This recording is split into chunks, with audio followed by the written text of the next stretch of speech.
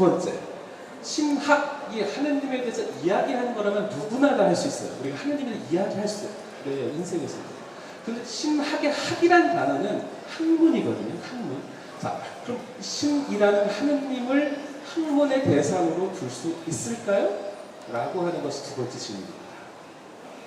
한번 생각해 보시는데요. 학문이라고 하는 단어의 뜻이 뭔가를 제가 사전에서 찾아봤습니다. 그랬더니 어떤 분야를 체계적으로 배워서 익히는 것, 또 그런 지식이라는 말을 써요. 일정한 이론, 전문적으로 체계화된 지식. 그래서 보통 우리가 학문이라는 단어를 들으면 사람들은 어려워. 일단 어려워. 뭔가 내하고 관련이 없는 것으로 생각을 해요. 그런데 이 학문이라고 하는 것은 또 다른 의미에서 우리가 말하는 하느님에 대한 이야기의 첫 출발점이 무엇인지를 알면 시작할 수 있습니다. 그게 뭐냐면 어떤 학문이든 하나의 기초적인 원리를 가지고 그것에 대해서 자꾸만 생각을 끌어가는 거거든요. 그 끌어가는 출발점이 뭘까요? 읽어보실래요? 하느님이라는 이름이 존재해요. 이 하느님을 우리가 증명할 수 없어요. 그분이 계신지 어떤 과학적인 사실로 알아낼 수가 없습니다. 그럼에도 불구하고 하느님이라는 이름이 존재해요.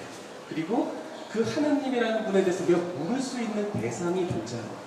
그렇다면 신에 대한 학문, 신학을 시작하는 첫 번째 질문이 뭐냐면 도대체 그분은 누구시기에 내게 물음을 던지게 하시는지를 묻는 겁니다. 생각하는 거예요. 생각.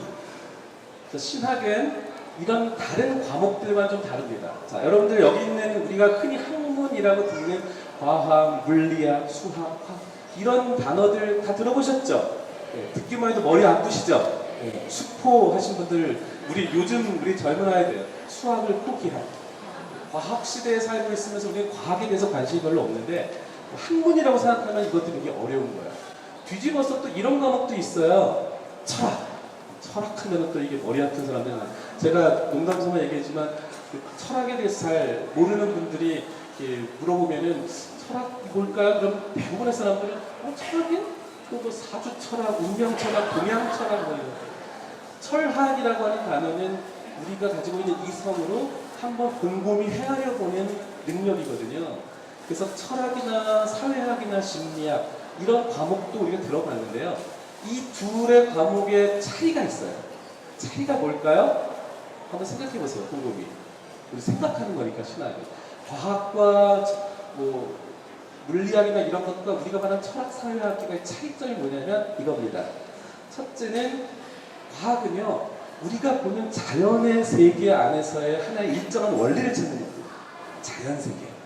그러면 밑에 있는 철학이나 인간학이나 심리학은 뭐냐면 우리들 자신에 대한 이야기, 인간에 대한 이야기. 우리는 인생을 살면서 모든 걸 다 증명하고 모든 것을 확인해야만 사실인 것처럼 생각하지만 우리 인생은요 다 증명 가능한 것만로 사는 게 아니에요. 이 세상의 논리는 세상의 논리대로 해명할 수 있지만 우리 안에 있는 인간의 논리는 우리 인간의 논리로 풀어내야 될 또 다른 영역이 존재합니다. 그래서 그러한 것들은 크게 나눌 수 있는데 보통 자연과학들은요 실험을 합니다. 끊임없이 실험을 해요. 실험을 하고 그것을 증명해요. 설명하고 증명합니다. 그래서 이게 사실로 확인이 되면 그건 진리가 돼요. 그것이 인간의 문명 발달에 굉장히 큰 역할을 했습니다. 반면에 우리가 말하는 인문과학이라고 하는 것들은 어떤 것이냐면 이건 우리 인생의 이야기들이에요. 내가 사는 이야기, 더불어 사는 이야기, 내 마음속 이야기, 엄청나게 많은 이야기들이 있죠.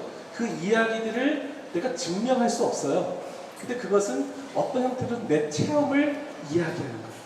그래서 야 이런 거 겪었는데 그 이야기를 내가 어떻게 증명할 수는 없지만 난 분명히 그걸 난 체험했어 라고 말할 수 있는 거거든요.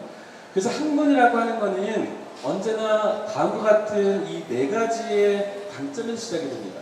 첫째, 호기심을 갖는 거예요. 왜 그럴까? 둘째, 그 호기심이 관심으로 바뀌죠. 관심을 가지면 내가 시간과 마음을 거기에 쏟을 수 있는 거예요. 그 다음에 그것을 보다 보면 내가 몰랐던 것이 보이는 거예요. 경이로움이 생기는 거예요. 감탄도 하죠. 그래서 학문은 언제나 이런 호기심과 관심과 경이로움 이런 것들이 우리 안에 생길 때 시작이 돼요. 아마도 이 자리에 오신 여러분들도요. 이 주일날 오후에 이 좋은 날 왜 여기까지 오셨겠어요? 어쨌든 제 책을 통해서든 어떠한 곳에서든 하느님의 이야기를 조금 더 가까이 가보니까 내가 모르는 게 많았네, 조금 더 알고 싶네, 이런 마음 때문에 이 자리에 오신 거잖아요. 그죠? 그렇지 않으신 분들 있으세요? 네. 이따가 그런 분들 있으면 제가 특별히 과외 수업 좀 해드릴게요. 자, 그렇다면 자, 신학이 우리가 하느님에 대해서 이야기하고 생각해보는 거라면 보이지 않는 하느님, 그 누구한테 하느님 어디 계셔? 라고 우리가 하느님 어디 계신지 알 수가 없잖아요. 그럼 어떻게 알 수 있을까요? 우리가 하느님을 어떻게 느끼고 인식할 수 있을까요? 여러분들은 그럼 하느님을 어떻게 아는지 다음에 있는 5가지 방법 중에서 어떤 게 내가 이제까지 하느님을 아는 방법이었는지 한번 생각해 보세요. 첫째, 나는 하느님이 어떤 분인지 배워서 알고 있다. 성경을 읽었고 교리책을 받고 성당 가서 많이 들으셨잖아요. 배워서 아는 분이 있어요. 둘째는 나는 하느님이 계시면 좋겠다고 늘 생각해요. 그리고 나는 생각하는 것을 그냥 그렇게 생각해 온 거예요. 그다음에 또 하나는 뭐냐면 하느님이 난 내 곁에 계시다고 느끼는 사람들이 있어요. 뭔가 말로 표현할 수 없는데 그분이 내 옆에 있다는 걸 느껴요. 또 어떤 분들은 좀 더 깊이 하느님을 만나본 체험하신 분들은 하느님이 나와 함께 계심을 체험한다. 몸으로 느끼는 것뿐만이 아니라 그것이 내 삶을 이렇게 관통하는 거예요. 몸에서 전율이 흐르듯이. 그리고 마지막에 우리가 대부분 이야기하듯이 하느님이 이 세상을 창조하시고 섭리하시고 내 인생을 끌어가신다고 나는 확신하고 믿는다라는 표현이 있습니다. 자, 하느님과 나와의 관계를 이야기하는 이 다양한 표현들이 있는 거예요. 느끼기도 하고 생각하기도 하고 체험하기도 하고 확신하고 고백하기도 합니다. 자, 이런 하느님에 대한 이야기를 우리가 접근하는 아주 비근한 방법 중에 가장 먼저 접하는 방법이 이 그림인데요. 이건 카라바지오라는 이탈리아의 작가가 쓴 그림, 유명한 그림이죠. 이거 누군지 다 아시죠? 네. 부활절, 예수님 부활하신 다음에 그 다락방에 제자들한테 나타났을 때 무섭게 토마가 없었어요. 토마는 참 억울하죠. 제자들은 다 예수님 보고 믿었는데 나는 못 봤으니까 난 봐야지 믿겠다. 예수님이 나오셔서 토마야 너 봐라, 네 손가락을 내 옆구리와 내 손에. 그리고 이제 성경에는 토마가 직접 넣었다는 표현이 없어요. 근데 이 그림은 너무 리얼하게 넣어보죠. 리얼하게 넣어보죠. 그리고 나서 고백을 합니다. 뭐라고 고백할까요? 저의 주님, 저의 하나님. 참 그랬더니 너무나도 야속하게 예수님께서 말씀하시죠. 넌 날 보고야 믿느냐? 보지 않고 믿는 사람은 행복하다. 물론 이 성경 말씀은 이 성경을 읽는 저자, 그러니까 독자들이 예수님 부활을 믿을 수 없는 많은 독자들에게 더 실감나게 믿게 해주기 위해서 이런 토마 이야기를 넣어준 거긴 하죠. 그러나 중요한 거는 우리가 어떤 세상을 만나는 통로들이 있어요. 무엇인가 그게 있는지 없는지를 만날 수 있는 첫 번째 통로가 감각이에요. 감각. 그 감각은 만지고 느껴보고 먹어보고 하는 여러 가지 오감, 이런 것들을 통해 세상을 만납니다. 그런데 이런 감각은 어떤 특징이 있냐면 내가 감각하고자 하는 것들을 지향하는 특징이 있어요. 예를 들면 지금 여기 주변에 뭐 빵집도 있고 막 있잖아요. 배고픈데 빵 냄새가 나면 어떻게 될까요? 내 코의 감각이 빵 냄새를 향하죠. 강의를 지금 듣고 계시는데 제가 저를 보다가 좀 지겨워졌어요. 그 옆에 가면 누가 보이잖아요. 그 사람을 보면은 그 사람이 내 눈에 비쳐서 그냥 보는 게 아니라 그 사람을 보고 싶어 하는 내 지향점이 생기는 거예요. 우리 감각은 언제나 무엇인가를 지향하려고 해요. 제가 한 가지 좋은 체험 이야기를 해드릴까요? 여러분들 좀 연배가 좀 있으신 분들이어서 이 사진을 보면 딱 연상이 되시는 분들이 계실 것 같아요. 혹시 기억나시는 분? 여기서 이 사진이 뭔지 아시는 분 계세요? 의외로 없으시네요. 1981년이 조선기구 설정 150주년 기념 행사를 여의도 광장에서 했어요. 제가 그때 중학교 1학년이었는데요. 그때 어머님 모시고 이 행사에 갔어요. 왜냐면 그 당시 저희 아버님 일찍 돌아가시고 나서 42살에 상처하시고 정말 그 어려운 시기에 하느님 만나고 성령 체험하시면서 굉장히 성령에 가득 찼을 때셨거든요. 어머님 모시고 이때 갔는데 이날 비가 좀 왔었어요. 주교님들이 미사하기 위해서 입장을 할 때 하늘에서 오늘같이 이렇게 비 오는 날 하늘에서 구름 사이에 십자가 형태가 나타났어요. 저게 우리 한국천주교회가 처음으로 대중집회를 하고 굉장히 큰 표징으로 나타났던 거라고 많이들 알려져 있는데 제가 이 현장에 있었어요. 저 봤어요. 그때 사람들이 와 저거 봐 저거 봐 그랬는데 딱 보니까 이것처럼 그냥 구름 사이로 희미하게 빛이 이렇게 산란해서 십자가 형태로 나온 거예요. 그래서 나는 그냥 뭐 그냥 저럴 수도 있지? 라고 했는데 제 옆에 계신 어머니가 막 폭풍같이 눈물을 흘리시면서 막 떨고 계시는 거예요. 그 어머니 좀 왜 저러시나 알아봤더니 어머니 눈에는 이 십자가가 아주 찬연한 오색과 색깔로 하늘에서 값지게 보이시는 거예요. 똑같은 현상을 보면서도 내가 무엇을 보고자 하느냐에 따라서 대상이 달라져요. 그게 체험입니다. 내 주관적인 체험은 나에게 주어져 있는 독특한 감각이에요. 그래서 내 체험을 누구한테 설명할 수가 없어요. 누구한테 증명할 수가 없어요. 내가 하느님을 만났는데 그 하느님을 난 너무 느꼈는데 그 하느님을 누구한테 설명하거나 증명할 수가 없어요. 그런 체험들이 가끔은 내가 본 거, 들은 거, 정말 내가 생각한 것을 누구에게나 믿을 수 있게 해줄 수 있는가에 대한 하나의 물음이 우리에게 있는 겁니다. 그 물음은 대부분 보편적인 게 무엇이냐, 그리고 정말 증명 가능한 것이 무엇이냐라는 것에 대한 물음하고 연관했습니다. 그 대표적인 게 뭐냐면요, 우리는 너무나도 잘 알고 있는 죽음의 문제예요. 우리는 다 죽습니다. 이건 보편적 진리예요. 자, 그 과학은 이 사람이 죽고 사는 문제에 대해서 생명이 언제 시작하고 언제 끝나는지를 이야기할 수 있어요. 그러나 진짜 죽음에 대한 체험은 달라요. 여러분들 여기 계신 분들이 저도 느껴봤지만 살다가 보면 죽고 싶을 때 있어요. 이 대한민국 우리 국민들은 이 죽겠다는 말을 너무 많이 하잖아요. 좋아 죽겠다, 아파 죽겠다, 싫어 죽겠다, 미워 죽겠다. 이 죽겠다라는 표현이 너무 익숙한 거는 죽음에 대한 체험이 우리의 일상의 체험인 거예요. 그 죽음은 생물학적 죽음이 아니라 내가 살아가는 의미를 느끼지 못할 때 죽음을 느끼는 거예요. 반면에 거꾸로 내가 산다는 거에 대해서 똑같아요. 살지만 죽은 것 같은 사람도 있어요. 근데 그 죽은 것 같이 보이는 사람이 더 생생하게 살아있는 경우가 있어요. 순교자들, 우리 인생의 증인들, 누가 봐도 희망이 없는 사람들이 자기 인생에 더 큰 기쁨과 희망을 갖고 사는 사람들이 있어요.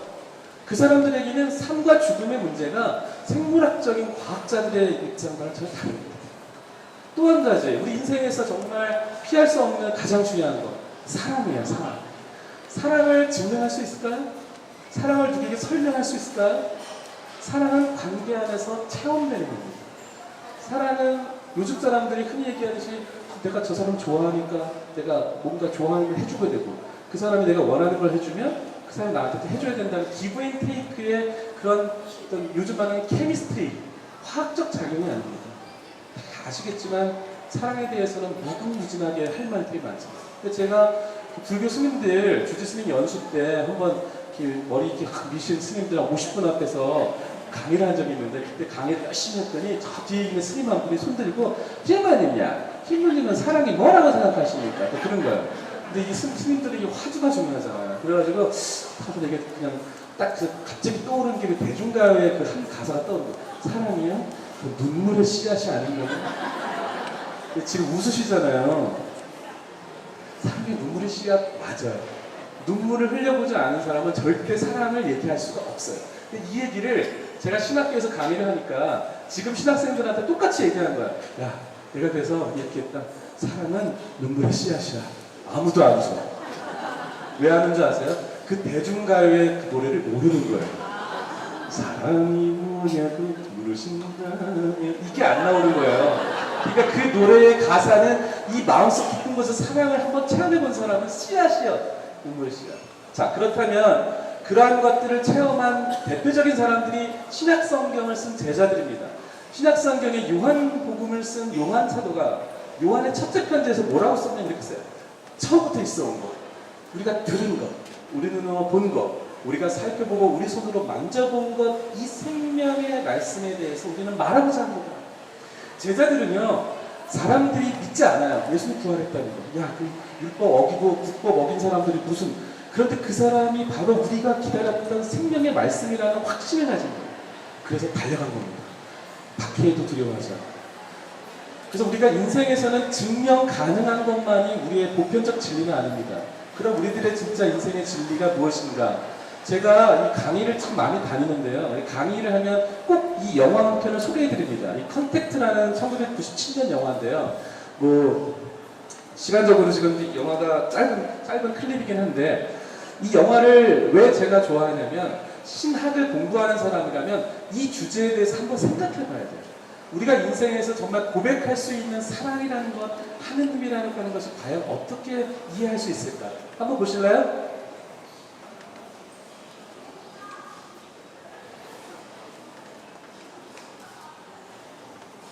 이 볼륨이 안 나오네요. 자, 이 주제에 대해 설명을 해드릴게요. 이 컨택트라고 하는 영화의 가장 핵심이 뭐냐면요. 일부러 제가 가사 대사를 써놨어요. 하느님이 존재한다는 것을 믿는 그 한 사람과 하느님이 존재하지 않는다는 과학자. 두 사람은 사랑하는 연인인데요. 두 사람이 너무 생각이 다른 거야. 종교를 대표하는 사람과 과학을 대표하는 사람. 두 사람의 대화 속에서 과연 종교와 과학이 어떻게 만날 수 있는지에 대한 이야기를 하는 겁니다. 하느님을 과연 증명할 수 있을까? 그 이야기에 대한 체험의 다음 이야기가요. 실제로 이 여류과학자가 우주에 나가서 우주의 아름다움을 목격합니다. 목격하고 나서 너무 놀라운 체험을 하는 거예요. 이 우주의 아름다움이 인생을 자기가 한 번도 경험해보지 못했던 새로운 체험의 영역으로 들어서는 거죠. So beautiful. I had no idea.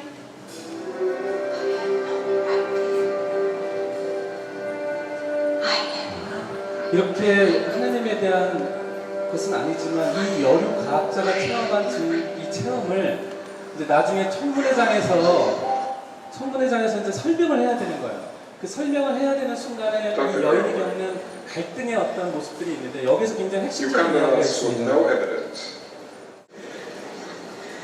I had an experience. 되게 중요한 고백을 하는 겁니다. I can't prove it. I can't even explain it. But everything that I know as a human being, everything that I am tells me that it was real. I was given something wonderful, something that changed me forever. A vision of the universe that tells us undeniably how tiny and insignificant and how rare and precious we all are. A vision that tells us that we belong to something that is greater than ourselves, that we are not, that none of us are alone. 내가 체험한 이 놀라운 경험은 그 체험을 나누는 것밖에 없는 거예요. 그러니까 과학적으로 설명하거나 그것을 증명해낼 수가 없는 겁니다.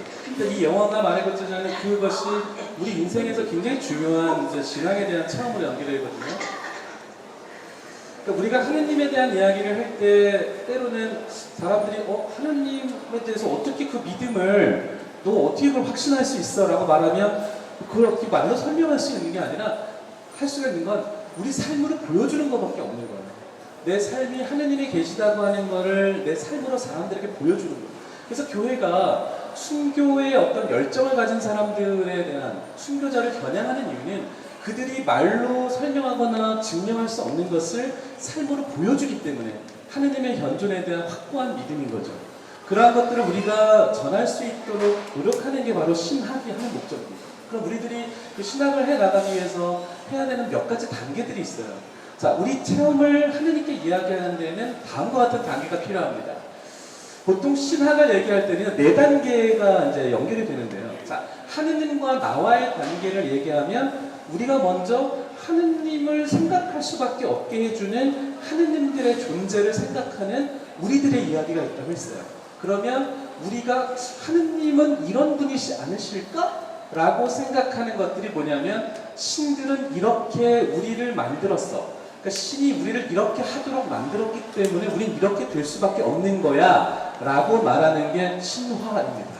여러분들 그리스 로마 신화라든지 여러 신화들은요, 신화가 말하고자 하는 것은 우리가 경험할 수 있는 세상에서 그런 일들의 원인이 아마도 우리의 존재를 넘어서는 어떤 존재가 우리를 그렇게 만들었을 거야 라고 생각하는 것이 이제 신화의 시작이.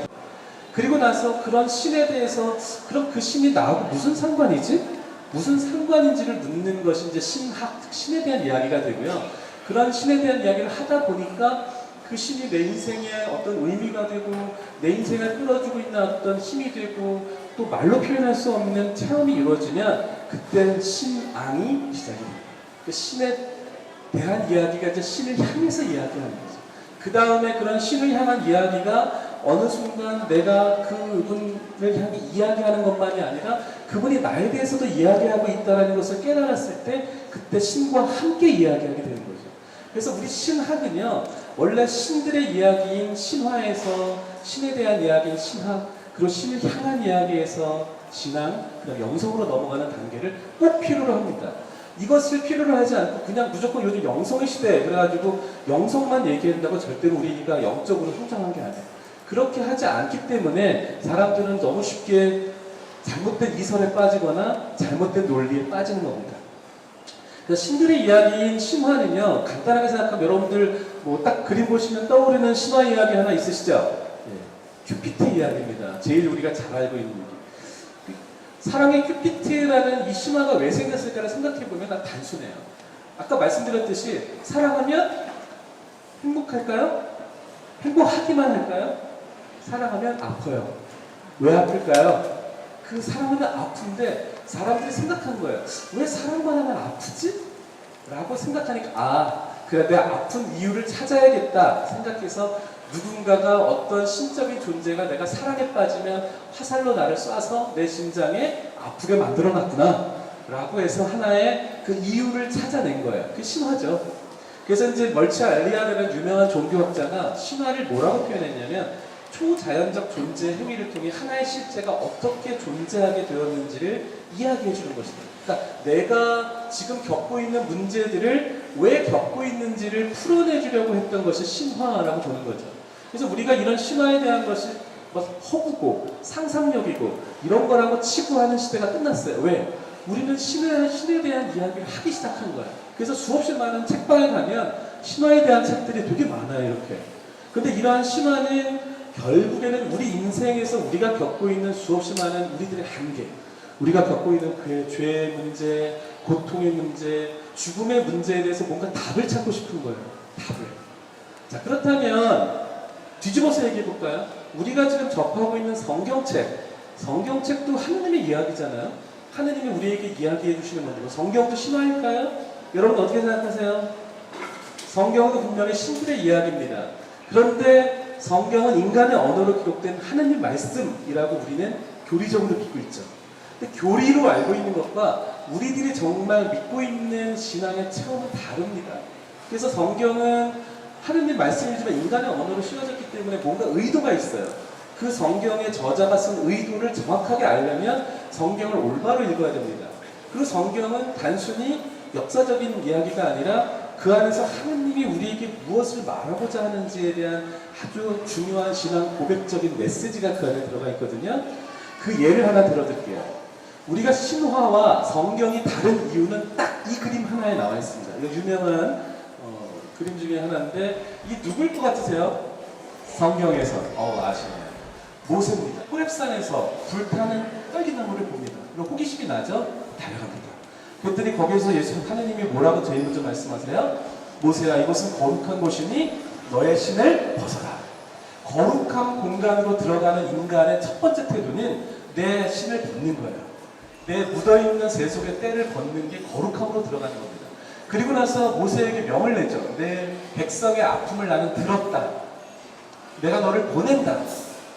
근데 이 모세에게는요, 한 가지 어려움이 뭐냐면 그러면 사람들한테 나를 누가 보냈는지를 얘기를 해야 되는데 당시 고대 근동에서는요, 신들이라고 하는 존재는 신화적 존재예요. 그래서 신화적 존재는 인간이 신의 존재를 만들어 놓고 그 신들이 이러이러하기 때문에 내가 그럴 수밖에 없다라고 하는 아주 허구적인 것들이 많았어요. 근데 이 허구적인 신화가 성경의 이야기가 되면서 진리가 되는 그 결정적인 순간이 이거예요. 당신의 이름은 무엇입니까? 이름이라고 하는 거는요, 내가 무엇인가를 소유하고 지배하는 하나의 형태예요.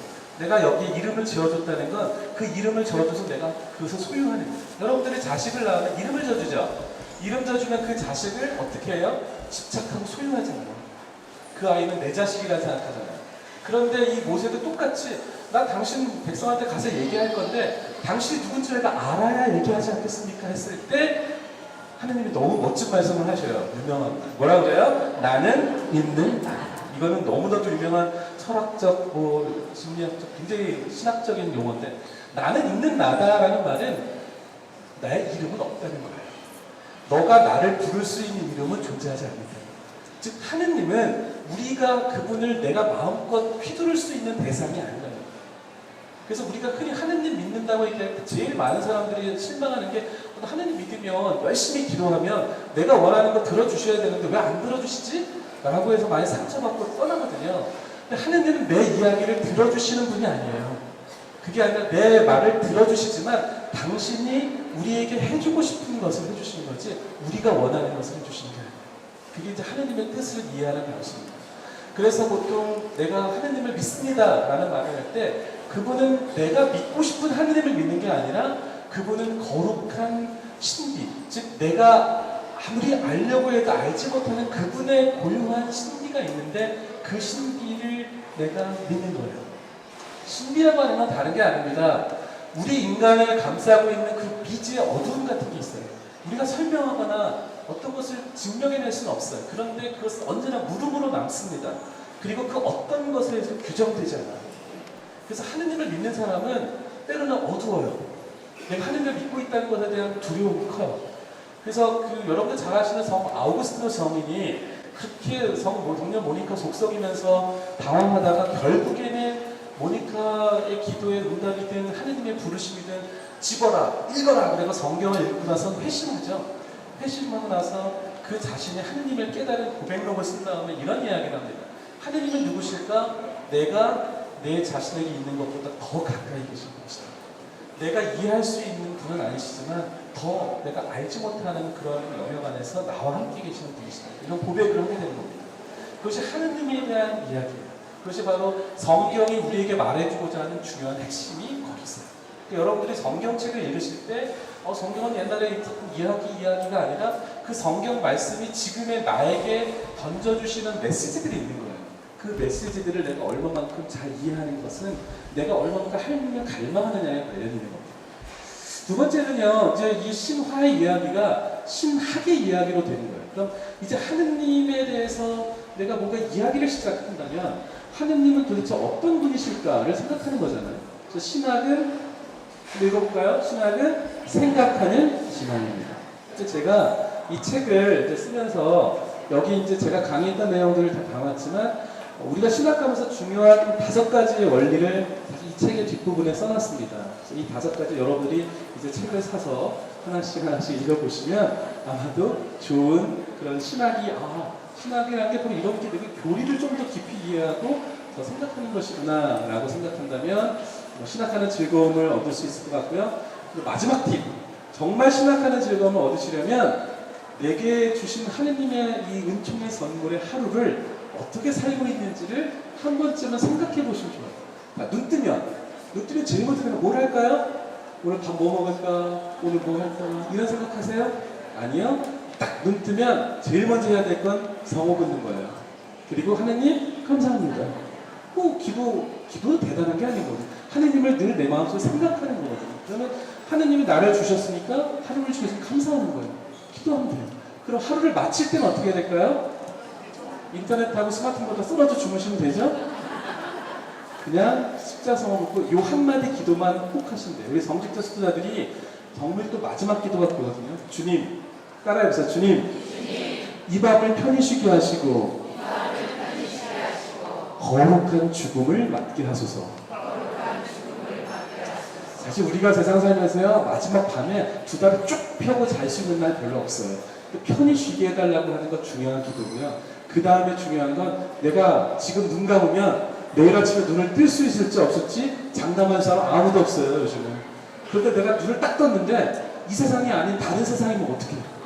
고속도로에 제일 무서운 말이 그거거든요. 졸음운전의 끝은 이 세상이 아닙니다. 우리가 눈을 딱 감았는데 갑자기 내 눈앞에 하느님이 딱 계시면 어떡 해요. 우리 하느님 만나 준비해야 될 거 아니에요. 그래서 거룩한 죽음이라는 말을 쓰는 거예요.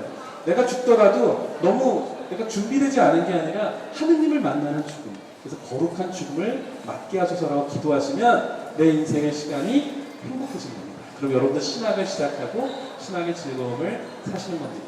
정말 너무 긴 시간이라서 죄송하고요. 오늘 바오로 따시는데 처음 이 자리를 빌어서 저에게 첫 번째 강의를 하시는 영광을 주셔서 저의 개인의 영광이고 그 긴 시간을 함께 해주신 여러분들께 진심으로 감사드립니다.